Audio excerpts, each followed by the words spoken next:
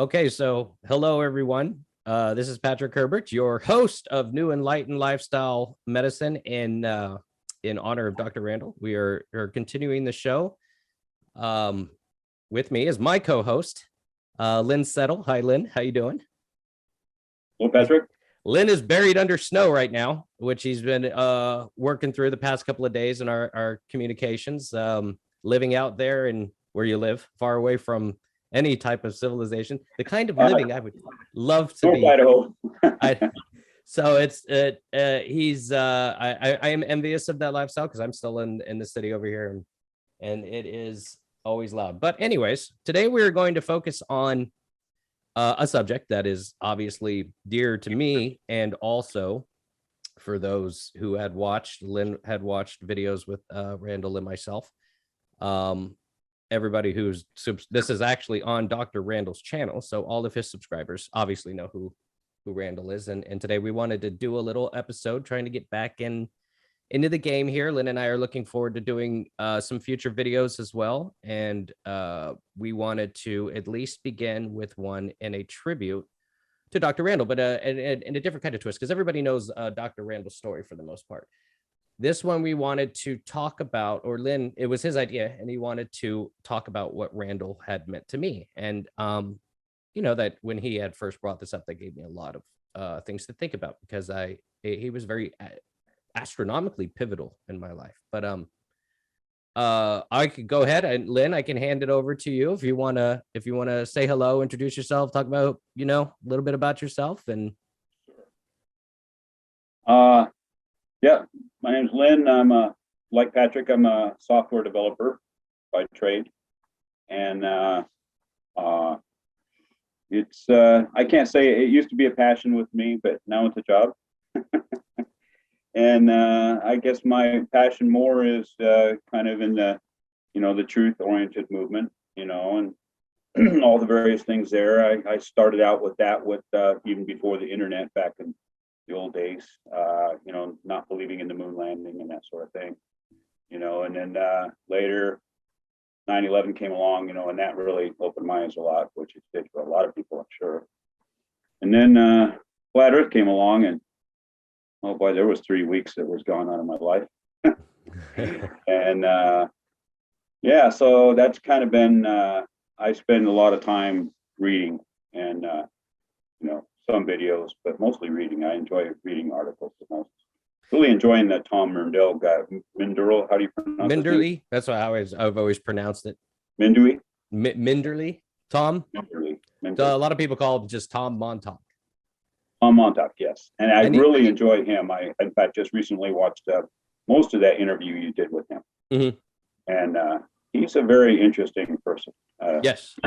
Very kind of deep, very thoughtful. In the future videos, I would enjoy talking more about what his information is. Sure. I'd love to have Tom back on. Tom has a very special place in my experience, because a lot of his information I was led to in a what I always called a supernatural kind of way. When I was going through my awakening, I would do searches, and his material would only be the hits that I would get back. And specifically with regards to conscious awakening, or which I usually call, I call it a spiritual awakening. But the word spiritual is so loaded these days that a lot of it's tied to religion. It's tied, but that's the way I've always described it. Mine wasn't religious-based spiritual awakening. Mine was a total full-blown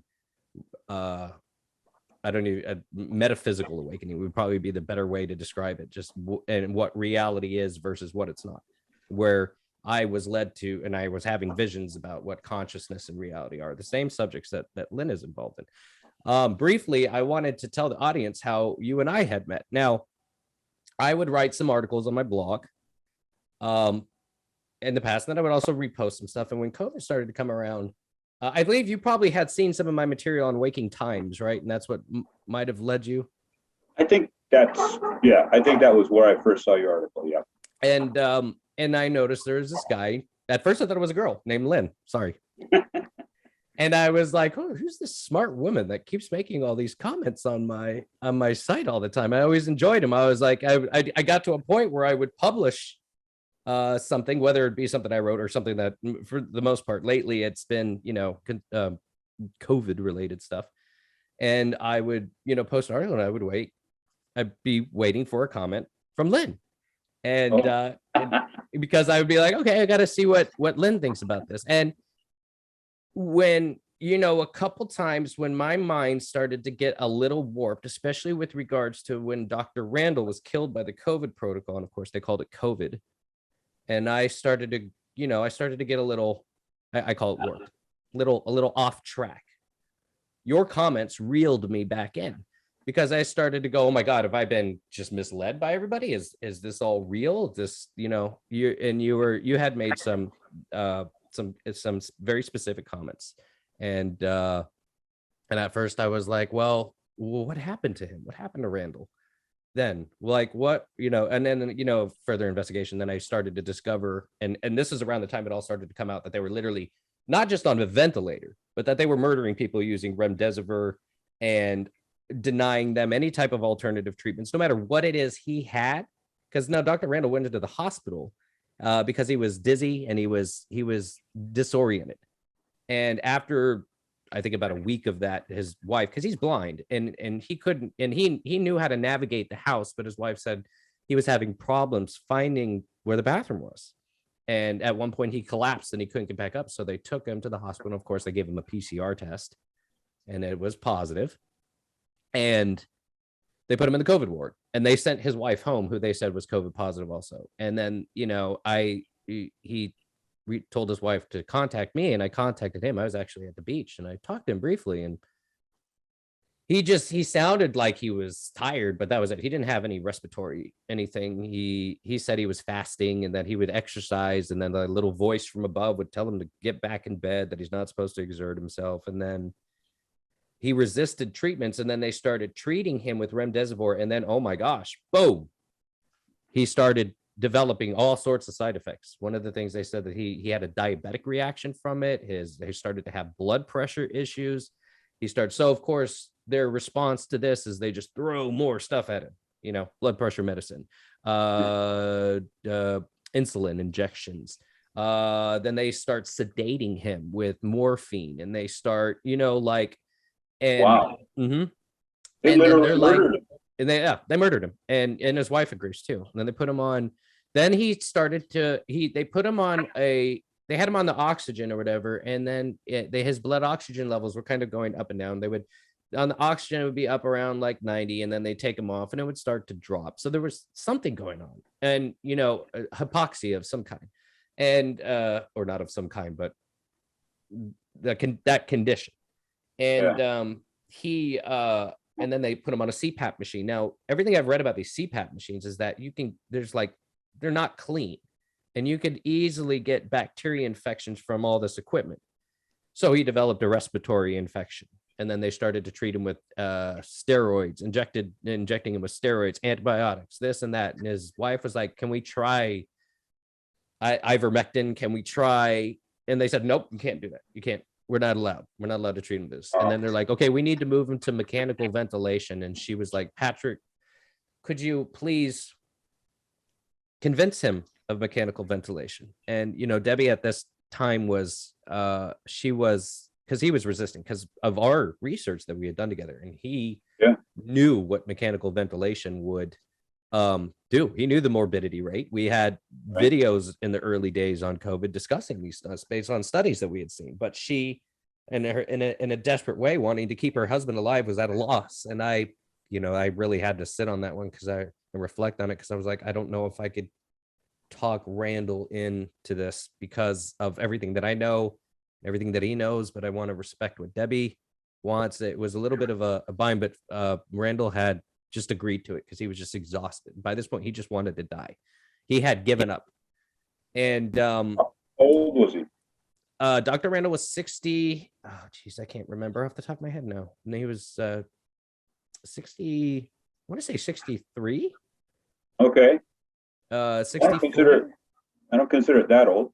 No, but I mean, yeah, because I'm in my 40s. So he was never old to me. And Dr. Randall used to be a bodybuilder before he went through the tragic accident. So he was always in shape. He was into nutrition. He was into fitness. He ate organic. He didn't want to eat the hospital food. He starved himself for a week because of the biosludge that's in it. And he finally conceded to eating vegetables. This is a couple of days before they finally had to put him, or not until they finally convinced them of the mechanical ventilation.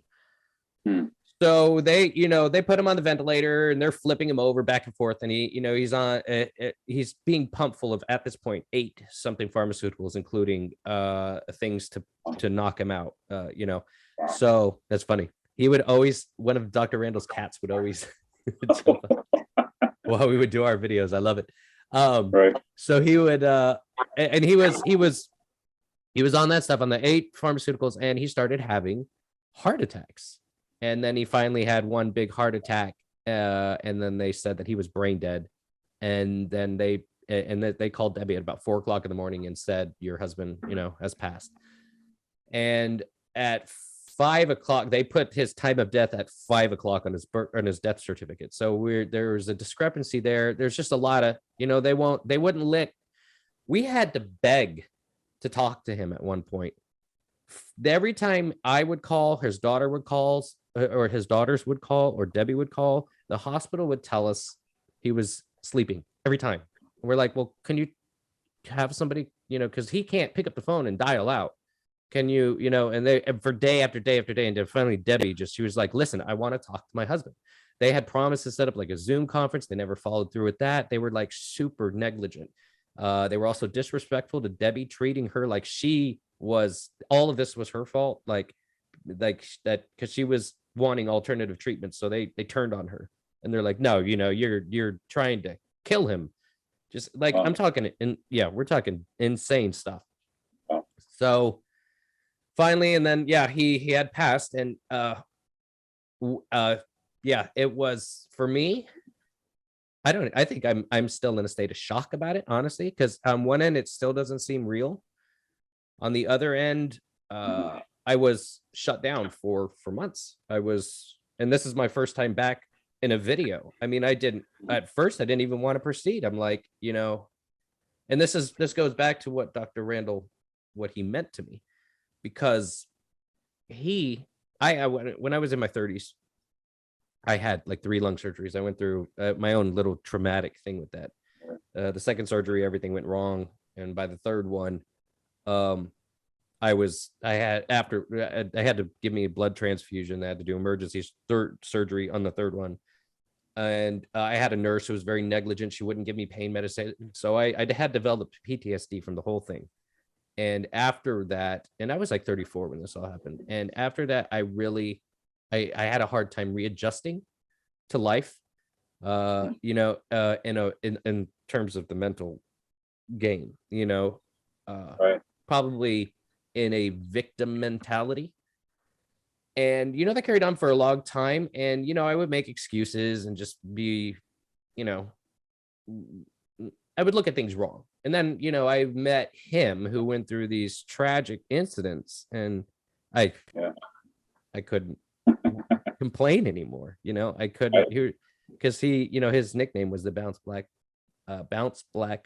blind guy. Try to say that 3 times real fast.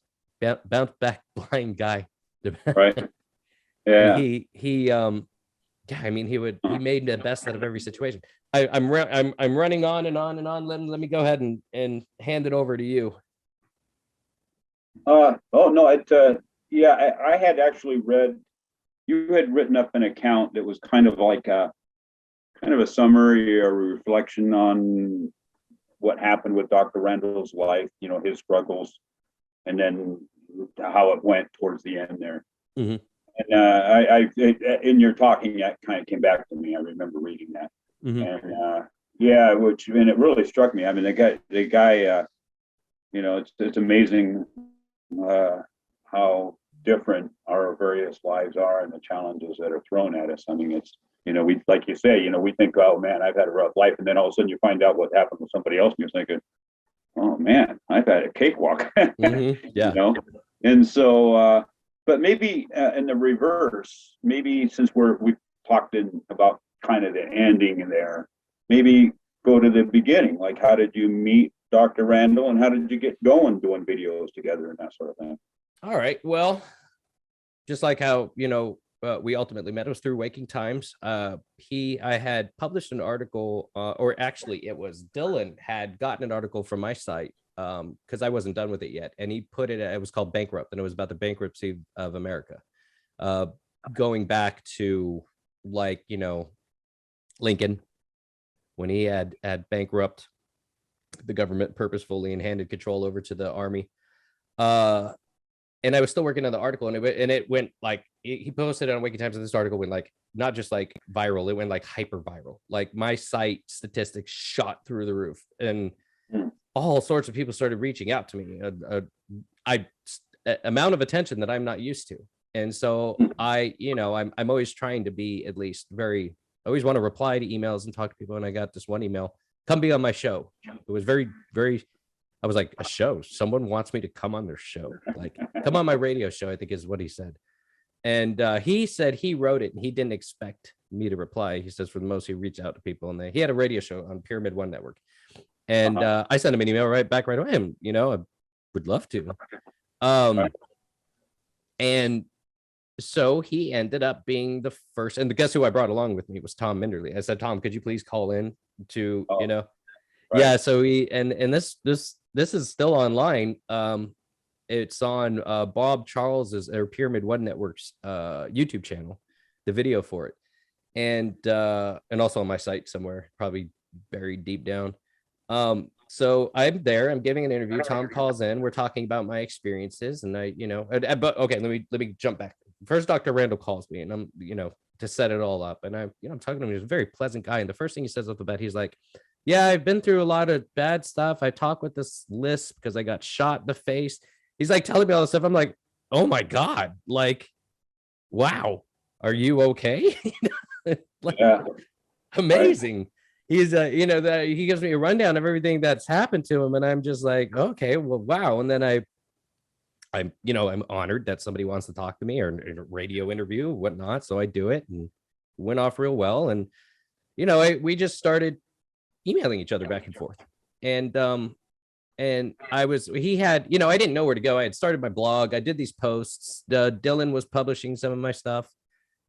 I didn't know what to expect. I certainly never expected to be interviewed. And then that he brought me into a different level with that in a way. I had to get comfortable with it. And then other people started reaching out. So I started doing other interviews. And then he's like, one time he was like, hey, why don't we, I have a show on YouTube that I'm doing. He does it by himself. It was his Enlightened Lifestyle Medicine show, he called it. He said, let's do it together. We'll be co-hosts, and we'll call it New Enlightened Lifestyle Medicine. So I'm like, all right. First thing I want to talk about is conspiracies, because that's what I'm into. So him not having an idea about that realm, it became very fascinating for him. And we developed this show, New Enlightened Lifestyle Medicine, based on all of these wide variety of topics. But he was the driving force behind it all. Like I like to, I don't know, like I said, right now I'm out in the forefront because I'm sitting here as the host of New Enlightened Lifestyle Medicine, which would have never happened had it not been for Dr. Randall getting me out and putting me out there to get comfortable and used to this kind of thing. And we developed this fantastic back and forth, which, was very entertaining, a lot of fun. And we just, it was just, and our friendship, I sent him an iPhone because I was like, I would only be able to call him, but I was like, I text a lot. Like I told you, I was like, if you want to talk, text, because I'm there. I can, my phone's with me like all the time. I'm one of those weirdos. Not that I'm staring at it all the time. I am constantly reading the news. Besides that, I get a little distracted. Hold on. Okay, so so I'm like, okay, well, you could use Siri. And he's against all of this electromagnetic radiation, 5G. He's all, he's all into, that stuff because his whole thing is healthy living. And I'm like, well, all right.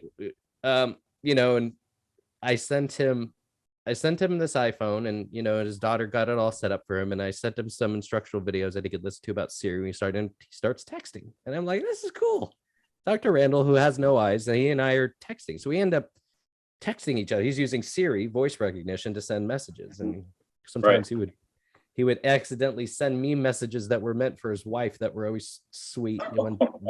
One time he said, Right. he's like, "Hi, honey, I'm becoming a text king." And I was like, "Well, I'm not your honey, but the message is touching, and you are becoming a text king." Right. And so, yeah, no, I was, and then we just, we would end up texting each other, talk, and then anytime I get on the phone with them, we'd be on the phone for at minimum an hour and a half. So we just had so much in common. I have a piece of Dr. Randall with me right here. It's called the Tree of Life, and it's right. his ashes are, some of his ashes are here inside of the Wow. Where did he live? Tacoma. Oh, really? Okay. Yeah. So you guys are in the same like area, kind of, well, not directly, but the same region, we'll say. Yeah, a day's drive, nevertheless. So that's why I'm used to the schedule, which is when you told me where you were. I was like, oh yeah, I can work with that easily. Yeah. So yeah, so Dr. Randall, his rise was in dentistry, and he became wait, hold on, I got a book around here somewhere. One of his books he published. He was a dentist, and he became a very successful dentist, and to the tune of millions of dollars a year. So this was the lifestyle that he was living when the first when he lost his left eye. He tried to return to dentistry with a fake eye, and his right eye had been damaged, and he had to use it didn't work, so he ended up having to leave that profession completely. But he tried to keep his businesses open with having like something that would allow him to see with the one eye, which was damaged. He said they finally found some I don't know, NASA kind of thing that enabled him to see clearly, but it was too hard for him. The depth perception wasn't there. We sure take our eyes for granted. Oh yeah. And that was one of the things I would, when I would know him, I would close my eyes and try to walk around my house just to see what, the first thing he did when he became blind after getting shot in the head, after he got out of the hospital after 3 months of being on life support, he put himself in blind school for, this is a guy Randall never stopped. That's just the thing. He never stopped. He right after the dentistry, when he found out he couldn't do that anymore, he was still so driven. I got to find something else. So he went back to school with one eye, learned psychology, learned nutrition, learned this, learned that. And that's how he had met John, the guy that would ultimately shoot him in the head, which because John had come up with a way, some sort of a technique to detox your body. And Randall thought it was after studying nutrition. And he said, John was one of the smartest guys he ever met. And they were going to start a business together. And that's how that all started. And that's when, he'd spent a lot of time with him. He started to notice some strange behavior on his behalf, but didn't ever realize that John was a fugitive running from the law and changing his identity. So, and he had married Turi Bentley, and Turi had gone through a divorce and had money. So he married into money essentially. And they were going to just open a practice, and they had access to a farm and this and that. And really a fascinating, morbidly in a way, these are the things you see in movies, and they have made 2 movies about this guy. And one of them, Dr. Randall is in, not him himself, but an actor portraying him. Right. One of them. Oh, wow. So yeah, he never stopped. He never quit, no matter what. Even when he lost his eyes, he was. Makes you wonder where Dr. Randall would be right now if he was still alive and moving forward. Well, we'd definitely still be doing these videos for sure. That was in his radio show, and I was working on his blog with him. But oh man, this is and he's blind, but he would send me 3 articles a day. And he would write, and since he was blind, he would type them up without paragraphs. So I get the long, one big huge paragraph, and I'd be and I'd have to format it, and then it 3 turned into 4, turned into 5. He'd be up all night writing these articles, and I'd be whoa, hold on, I need a break. And from, because I would have to edit them to get rid of it, because he would make some typos. There'd be some, extra spaces and this and that. I'd come up with ways of doing it fastly. I automated half of it, but I would get so far behind, and I one time told him I can't do any more articles. We were gonna return to that, but yeah, I mean, it's amazing what this guy could do without eyes, and you can't ever complain about. Like when I feel like I'm too tired to write something, or like I think of Dr. Randall, and I'm like, Yeah, no doubt. Wow. But yeah, I mean, he was an inspiration, is putting it lightly. And of course, he's been through his own shit, just to be, blunt. We all have. You don't go through this experience here. You don't go here without taking some licks, as they say, you go through some, you take your licks. I mean, we go through some stuff. We do stupid stuff. I know I have. I don't know if you have, but I'm pretty sure all of us have at, at some point in our life. Yeah, sure. So, but he never let any of that slow him down, ever. Huh. He never thought back. He always thought forward. So he was, right. So it sounds like you kind of use him maybe as a model a bit for your own life, as far as maybe. Yeah, and I'm wanting to dive back into this in honor of him, and partly driven by, our relationship, the inspiration he gave me, and I think also probably because I have had, Debbie and myself have had signs since Dr. Randall has passed, and very direct and specific signs. And I can't help but think that he would, here I am giving an extra physical being, or an interdimensional being, a gender, I call him he still, but on that level, I've always assumed that their gender is meaningless in the spirit world, if you will. Right. And so but I will state or higher self, in the higher self realm. So man, am I sweating over here or what? Sheesh. Well, I know that you hold, you kind of, synchronicity is a big thing in your life. Huge. I know you've talked about it a lot, and it's, because for most people, they don't have that.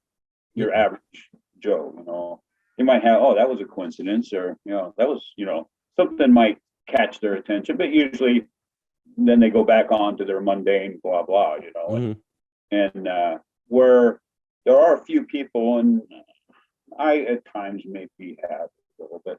I notice with you, it's a big thing that, and I understand the concept of synchronicity is that the more you focus on it, or the more you pay attention to it, the more kind of, it's a feedback type thing, right? Then the more it kind of happens. And it sounds like that's kind of been your experience. Oh yeah. Since my awakening. Yeah. 100%. I mean, my whole life is synchronistic. Everything. Us meeting. I was kind of thinking that myself. Just it was completely synchronistic. Yeah. Lynn pops up on a random, Dylan invites me to this random thing, and then you're there, and I'm like, I was like, okay, because like I had thought, you were female when you would comment on my under the name Lynn, and I was like, okay, here's a guy named Lynn, and I'm looking at and I'm like, okay, this sounds and looks like Lynn, the way that when we would talk in our emails back and forth. Sure. And then you said software engineer, and I was like, oh, that's Lynn. I started typing to you, but you didn't see the chat messages. I used to correct people a lot all the time, but it seemed kind of hopefully it's not a sore spot. It was just I know there are people named Lynn who are male. I had no, in fact, in comments and forums and stuff, someone will reference me as a she or whatever else. And to me, I mean, if it's relevant, I'll bring it up. But a lot of times, we're talking about something, and my gender is irrelevant to the topic at hand. Right. And so there's occasional times like I'll confuse people because I'll mention I'm married, so I'll mention my wife, this or that, And of course that doesn't rule it out because, well, women do have wives, some, so that's true. But I'll if it's relevant, I will bring it up. But yeah, it's just not worth it. So and you know what? To my defense on that is, I read somewhere that 20% of all Lyns are men, or male. So 20 for 1 out of 5. So it's that's not bad. That's not bad. Yeah, no, I definitely don't mean any offense, but at all. So I just, yeah, I mean, Yeah. and then, yeah, so I knew it was you right away because of those reasons, basically. Right. So Yeah. that was very synchronistic. And then of course, Right. like a lightning bolt was shot to my head, like, because you and I are into the same stuff. And we are, Right. and I was like, oh, this would be Yeah. perfect. Seeing you was great because I got to put a face to the comments. I got, and I was watching you and you had presence. I'm sweating horribly in this room right now. I apologize if I look ridiculous. Is it warm there? In this room, I've got these two lights on me, which I thought they weren't hot, but they have been generating heat. And also I had to turn off the fan because it was making my green screen bubble. So I put myself in this situation. Today it is in Houston, where you're probably what, 20 degrees or? Yeah, it's a little bit below freezing, 25, 26, something like that. It is 75 here, and it's going to almost get to 80 before the end of the day. Christmas in Houston, and everybody's got their lights out and everything out there. What's your humidity? Oh, let me see. It's usually 70%. So I don't mean to look. I'm like the gross dude over here with sweat all over. No, I don't really notice myself. Well, I was just, as I was gesturing, I look at my video and there's like spots on my arm. Anyways, all right, enough about my sweat. Sure. So yeah, and that was like a lightning bolt. You came into my mind, and I'm like, all right, let's try to do a video. And I want to point out that leading up to this, I was not nervous. This was the first time I wasn't nervous. I kind of came here, and I was looking forward to it. Right. Dr. Randall was he was a go kind of guy, and I'm a go with the flow kind of guy, and he knew that. He knew I was the flow. And he would, I would kind of hem and haw sometimes because I wouldn't be into the topic, and I would maybe push it off or tell him, one of the videos that we might be doing, or I'd be busy with my kids and stuff like that. I would, until I would start to feel it, I would kind of navigate around. But I felt motivated to do this for sure, 100%. And I was thinking, like, the period of stagnation that I've gone through ever with the falling out from Randall being gone has gone on too long, if you ask me. But like I said, when I go with the flow, waiting for the stars to align, they aligned with you, and here we are. And so, and we got a lot to talk about, a lot for the next, I'm going to try to get Gareth. I'm going to try to get Tom. I'm going to try to bring in all these who I would like to make regulars. Gareth is pretty much a regular on New Enlightened Lifestyle Medicine. The next show will be his fourth one with us. So I've watched a couple of his videos. Mm-hmm. And of course, he's done videos with his father, David Icke. Oh, yeah. Mm-hmm. And I've watched a lot of David Icke videos. I'm a big fan of his. Yeah. So David Icke was a big part of my awakening that I went through. And I had actually reached out to his seer, and I was telling her, I was like, okay, look, I just went through a most remarkable transformation experience, and I explained everything I went through and everything like that. And I had come across David in a synchronistic way. When I first saw him, he was just randomly saying something. This is what he said. He said, they take you out. They take you out of the here and now. They make you worry about the future, or they make you regret the past, but they never put you in the here now. He made a comment like this in a video. It was like a random video about consciousness that I was watching. It was a bunch of different speakers. Right.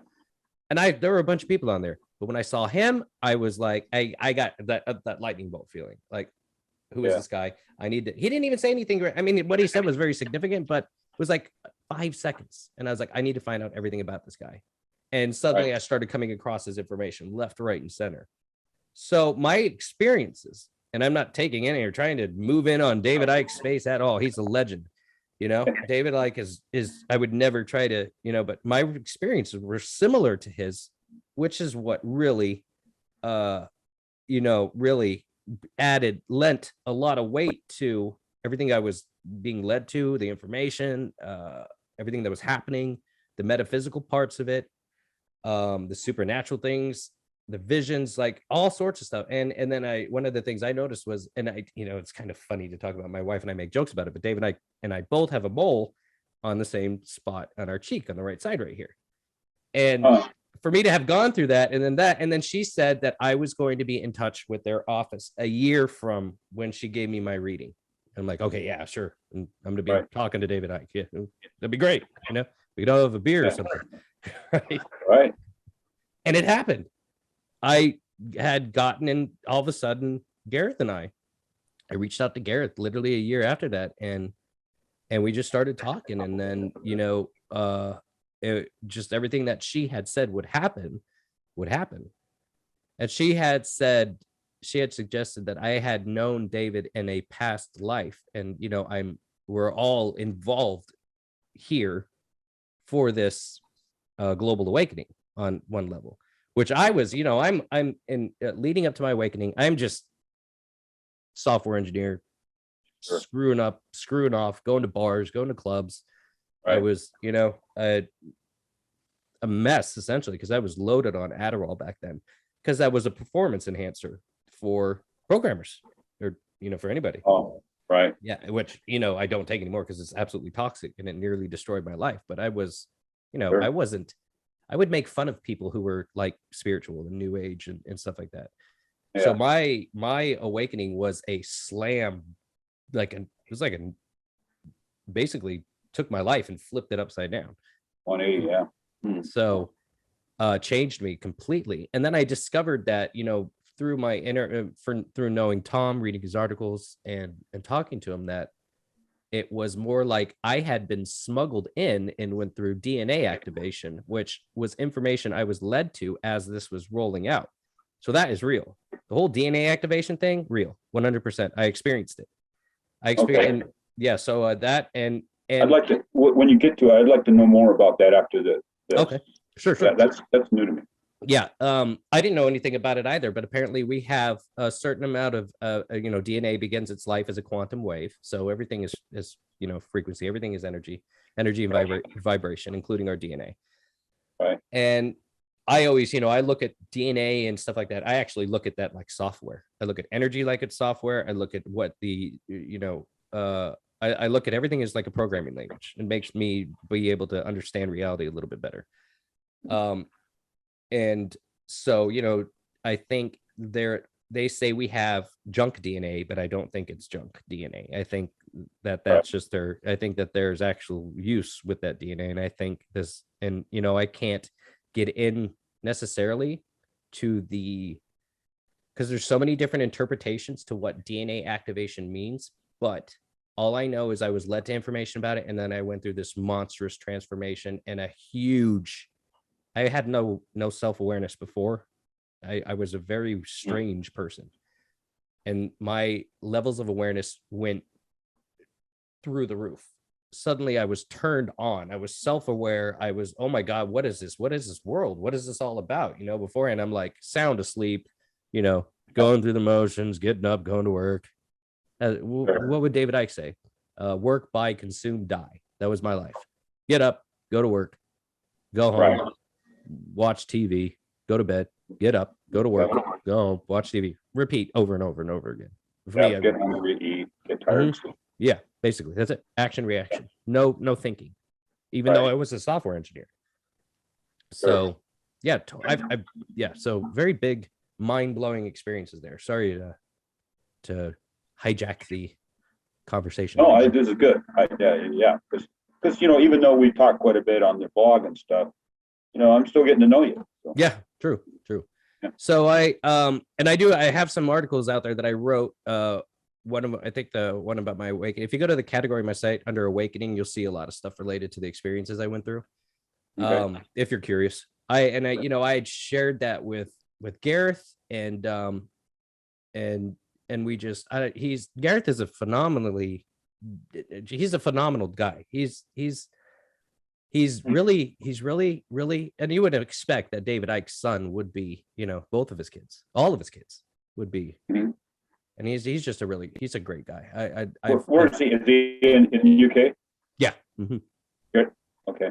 So yeah. And not on the Isle of Wight, because he spent his life trying to escape the Isle of Wight. Oh, but that's where he grew up.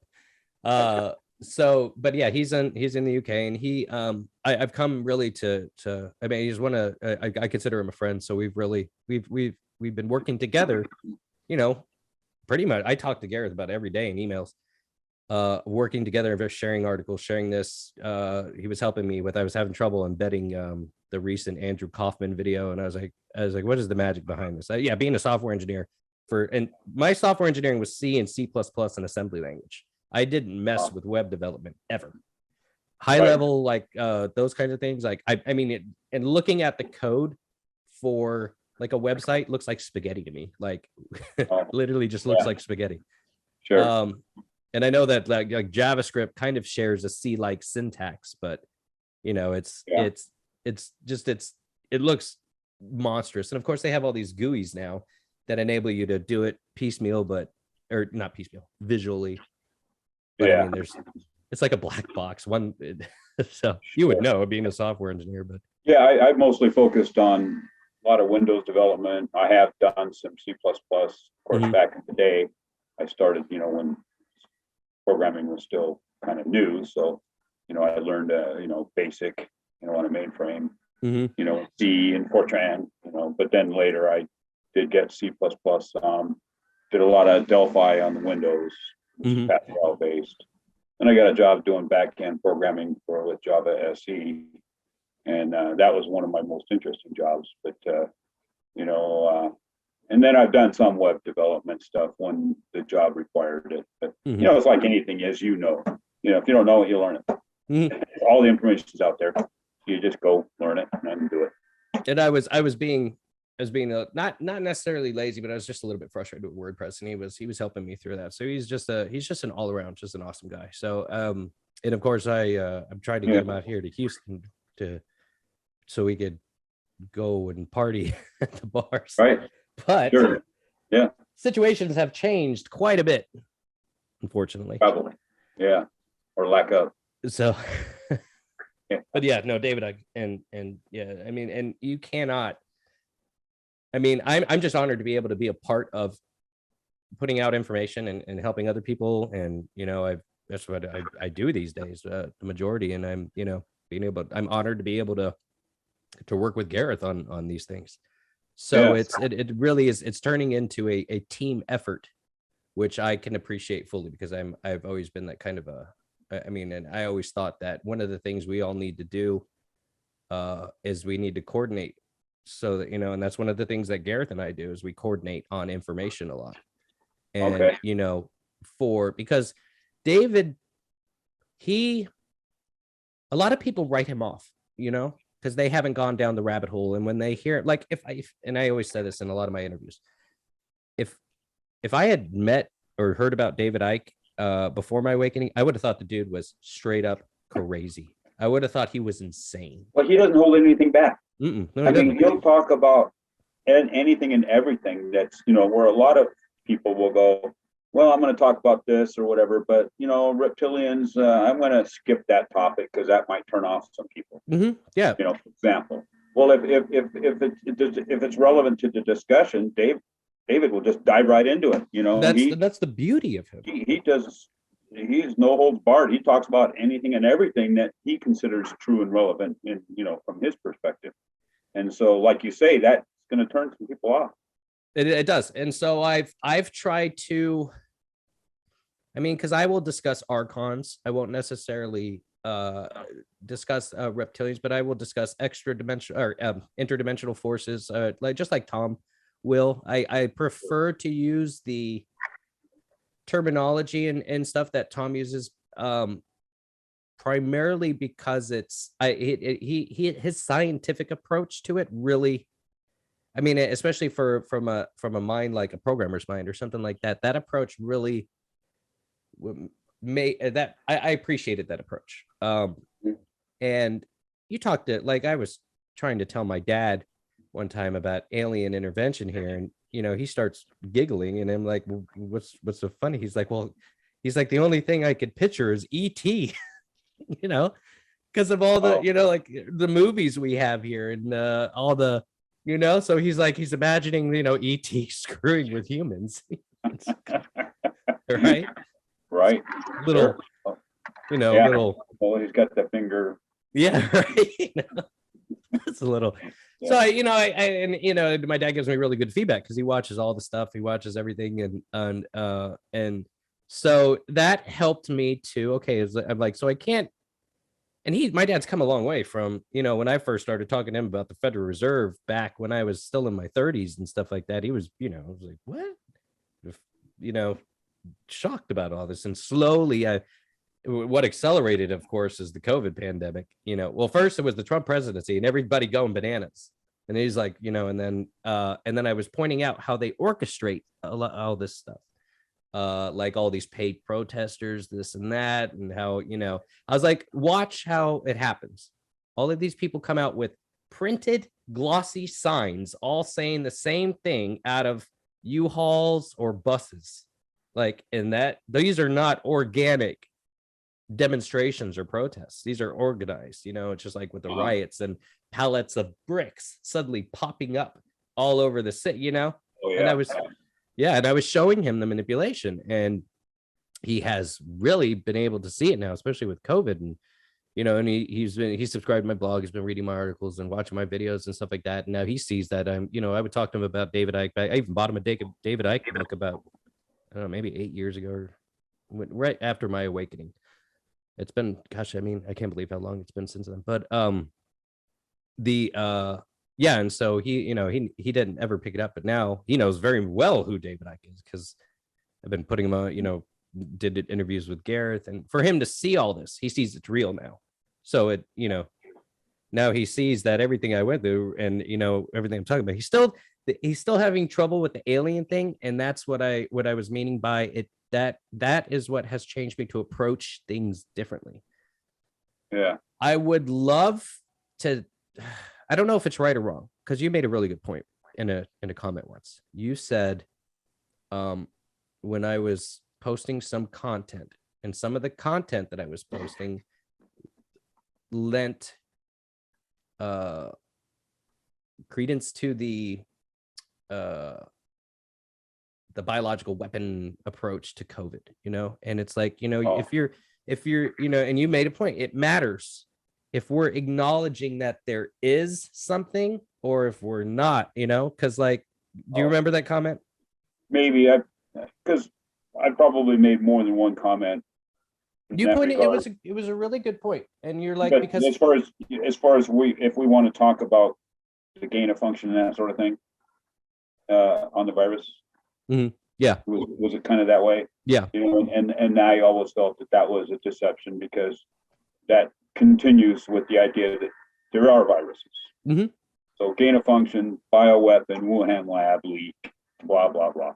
That all, and, as there's just, they play all sides, of course. And so besides the mainstream, there's so much, on the conspiracy side of things, there seems to be a lot of push towards various conspiracies that seem to, I don't know what their plan is, but they're trying to distract people, or I guess maybe use up the masses' attention. Maybe if you consider the pie of attention by the masses, and most of it's in the mainstream media, and then you got the slice that refuses to accept the mainstream media. Well, they want to manage that slice as well, so they throw out all these things that, whether it's Q or whatever else, and then they can siphon off a lot of the conspiracy-oriented people that won't buy the MSM side. It'll draw them into that side, so the actual truth slice is then even smaller, because that's, I think, what they want to avoid, is the people that are actually awake and aware of, more of what's true. Although for me, the way I almost see it is more awake and aware to what's not true.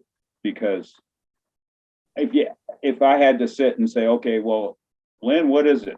What's going on?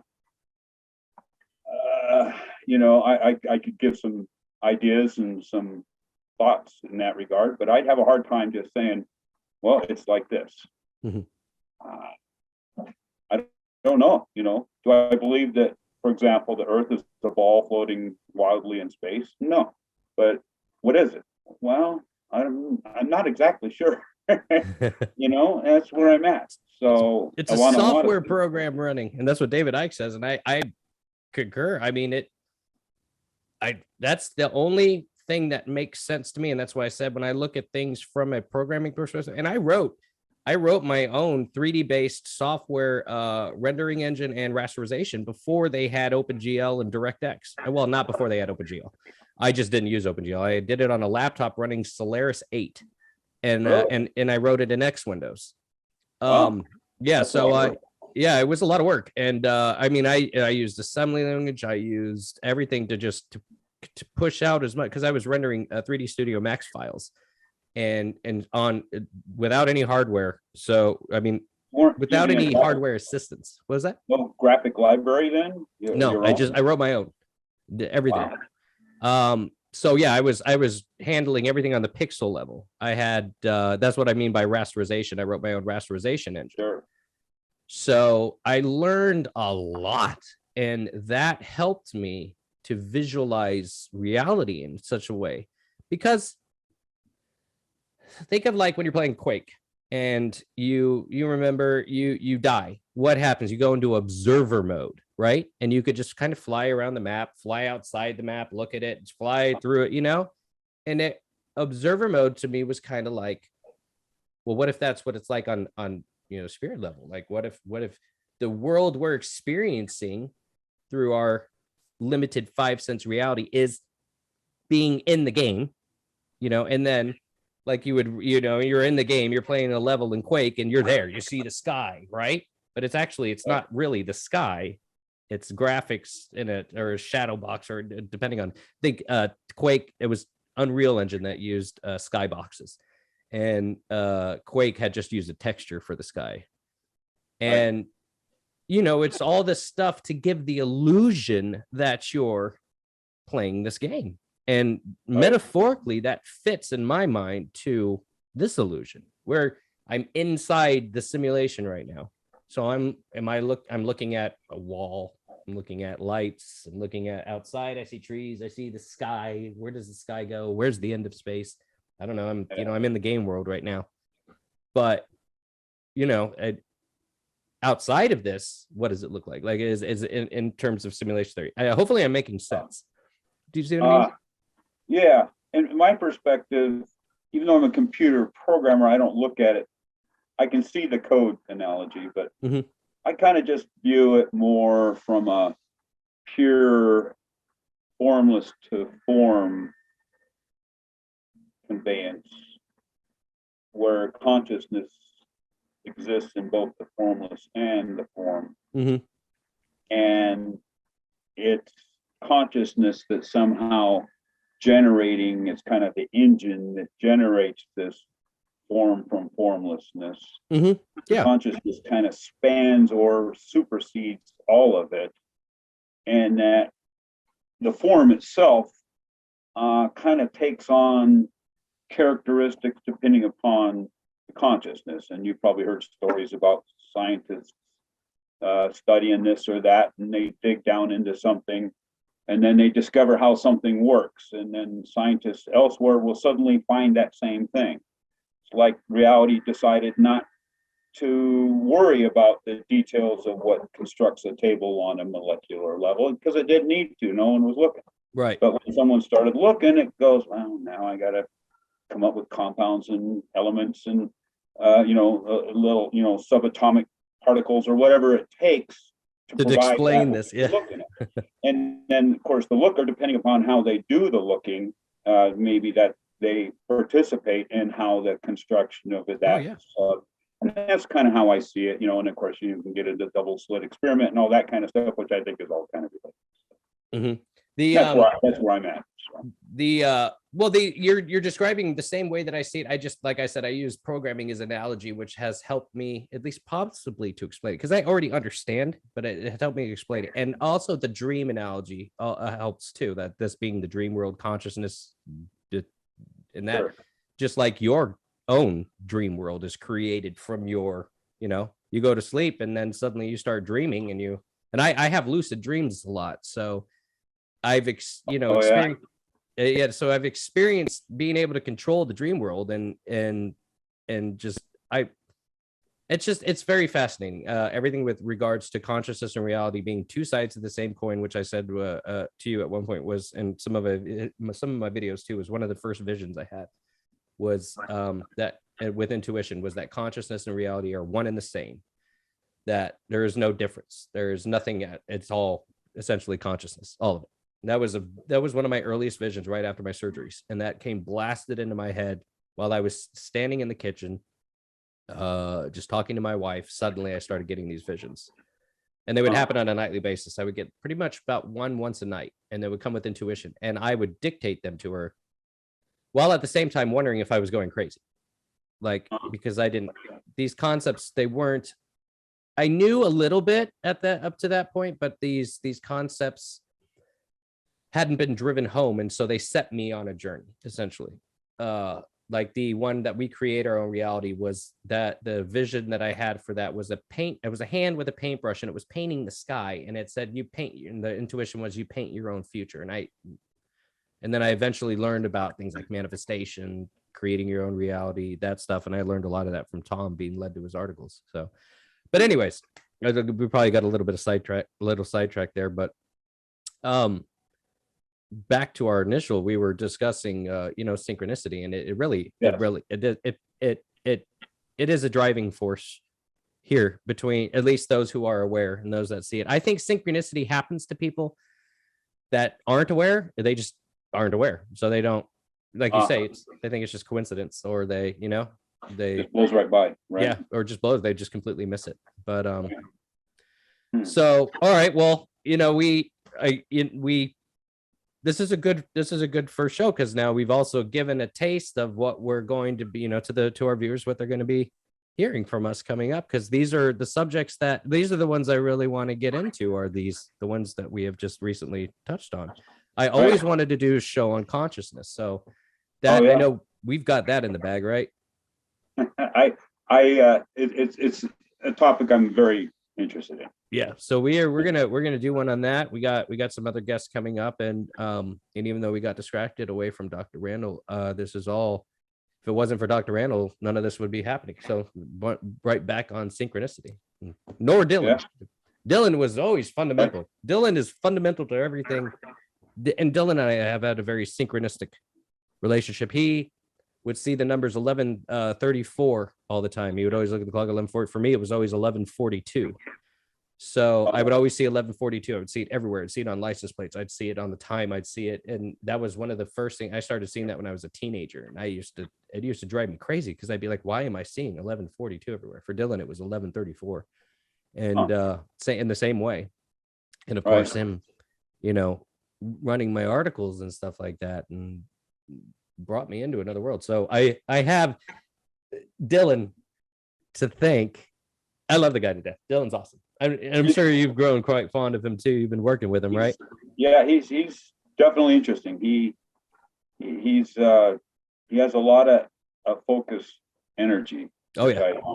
Mm-hmm. And that's what he says to me. He says, in so many words. He's gotten a lot of. I think he's been through. He's even traveled to South America, done the ayahuasca ceremonies. He has. Yeah. He studied karate, which has taught him discipline and focusing his energy. He's a dedicated family man. He's just an all around great guy. So I have a lot to. I have Dr. Randall and Dylan Charles, or why we're here today. How did he pick up on your articles? I reached out. I sent him one about the Federal Reserve. I was like, hey, I just on a rant, because I would read Waking Times all the time, and I just thought, all right, well, I got this blog started, and I'm writing this stuff, and my first article was about the Federal Reserve, because I was like obsessed with that subject for a little bit. Sure. Still am to this day, because I, obviously being in the conspiracy realm, I'm not very fond of the central bankers. So, yeah, and he published it, and I was like, oh wow, someone actually cares to publish. I didn't know what was going to happen. I pretty wide audience. Was that? Yeah, well, back then too, it was huge before they started to attack him. He had a monstrous audience, and they, with all the the news guard and all that stuff, and the deep platforming. Waking Time's been shut down. His YouTube channel, yeah, interviews with David Icke, gone, deleted. Oh. Yeah, he's been deplatformed as far as they've been able to with him. His traffic is blocked from Facebook, so he doesn't get a whole lot of Facebook traffic anymore. He said it was off a cliff. Oh, wow. Yeah, so they're gunning for him, and hopefully we didn't say any of the V word in this presentation. We'll see how it. Oh yeah, I had forgotten about the. Yeah, we'll see. We'll put it there. Yeah, about that. No, it's okay. I mean, I don't think we brought it up, or at least not in a negative way. Kind of have to be creative with these draconian censors out there who are probably like, I don't know. I don't want to insult them because they're probably like, oh, you want to insult me? Delete. I have a question for you. Sure. Is it okay on YouTube to discuss YouTube censorship, or is that censored? I don't know. That's what I was just thinking. Am I going to piss off the censors over there? Going to be like, oh, so you want to talk about censorship? Delete. You're censored. So yeah. Guess we're going to find out. Ultimately, I would like, whatever we do talk that might potentially be censored, we can put on BitChute and all the other, Right. So I've heard Rumble's kind of going mainstream. Didn't somebody buy that? I don't know. I'm always afraid the wrong people are gonna buy it. That's always my concern. You know what I've noticed they do? The money people move in on these alternative media sites. And exactly. Like Zero Hedge has changed a lot. Yeah. And they move in and then they keep it kind of the same, right? Yeah. But they slowly start changing the the frog in the boiling water. Yeah. I mean, I read so much alternative media that I can tell whenever the tone changes. I mean, I'm scanning news all day long. But anyways, Rockfin is a lot of them are moving to Rockfin. So okay. Yeah. Well, yeah, we have our options. So I follow journalism, and he's moved over to Rockfin, and he's a big proponent of it. I don't want Dr. Randall's channel to go off the air, so I'm going to rewatch this before I upload it, and because some of his videos, which really help people, are still there, so I'm going to be cautious. But I do want to carry this on in his spirit. But I guess we could wrap it up here. Yeah. I don't. What time is it? I don't even have a clock. Wait. We're 5 minutes over an hour. Oh, we are. Oh, okay.